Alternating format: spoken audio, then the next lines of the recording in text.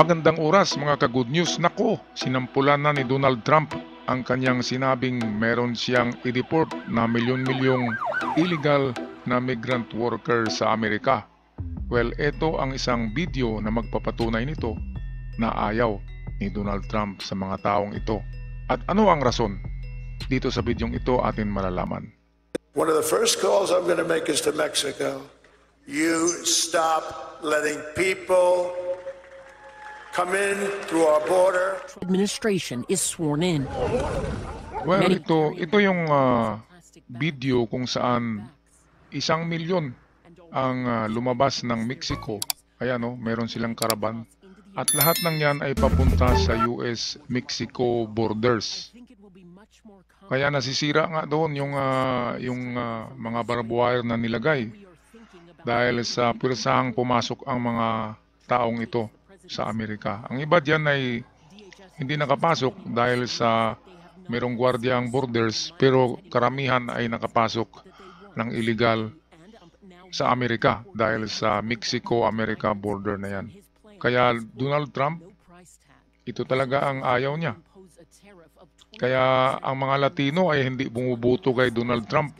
Kontra nila si Donald Trump, pero sa halip ay pumapasok sila sa Amerika para magtrabaho daw. Ano namang trabahuin nila sa Amerika?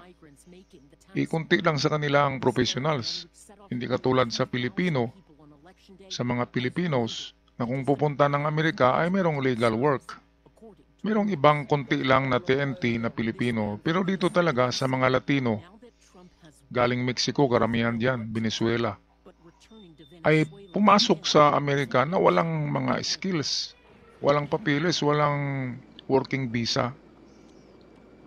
Kaya ang nangyayari ay masama sila sa mga trabaho na illegal sa Amerika, katulad ng pagtutulak ng droga sa mga kalye. Kaya yan ang ayaw ni Donald Trump, kasi dumami ang mga tao sa Amerika na hindi Amerikano. At walang magandang trabaho kundi illegal na mga trabaho. Well, ito na yung 300 Venezuelans na dineport kaagad ni Donald Trump ng pag-upo niya ng opisina. Sampu lang ito.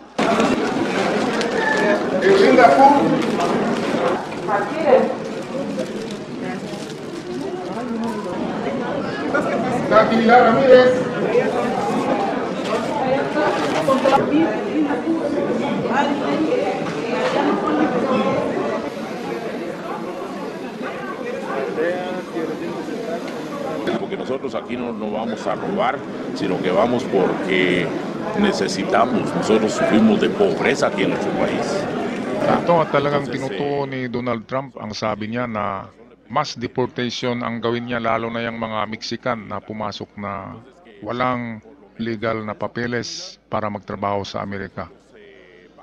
Problema nga yan kasi illegal At ang trabaho nila diyan, alam naman natin, ang Mexico ay drug-related country. Narco country ang tawag diyan Kaya mahirap na dumami ang droga sa Amerika dahil diyan sa Mexico. Kaya yan ang isa sa mga rason, matinding rason yan, ni Donald Trump na kakasira ng imahe ng Amerika. Ang Pilipinas naman, balikan natin ang Pilipinas, ay merong 300,000, napakarami, na TNT, yung walang mga papeles pero nagtatrabaho sa Amerika. Kasi noon pa man, magaling talaga ang Pinoy Tago ng tago, kaya tinatawag na TNT. 300,000 TNT Pinoys. Ang iba dyan ay meron ng mga pamilya sa Amerika. Pero nakapagtago pa rin sila dahil magagaling nga Magaling sa taguan ang Pinoy. Pero magaling naman sa trabaho, merong mga skills ang Pinoy. Hindi katulad ng mga Mexican na pumapasok lang diyan. Karamihan nga talaga nagtutulak ng droga kasi wala silang magawang trabaho. Hindi naman sila maganda mag-English. Karamihan diyan hindi marunong mag-English, kaya hindi sila natatanggap sa trabaho. Isa pa, ano ba namang papeles na isasubmit nila? Di ba illegal nga sila Ngayon ang Pilipino pumupunta ng Amerika, kompleto ng papeles yan. Kaya nga lang, karamihan ay turista, pero pagdating sa Amerika, dahil mayroong mga kamag-anak, Yung mga kamag-anak doon na US citizen, yun na yung mag-employ sa kanila. Doon na sila magtrabaho mismo, ang mga Pinoy. Kaya maraming Pinoy. 300 documented TNT ang i-deport daw ni Donald Trump sa susunod siguro na linggo or buwan. Ito yung isang Venezuelan na nagsasabi na hindi na siya babalik sa kanyang lugar. Tuloy-tuloy talaga sila sa Amerika, sa border.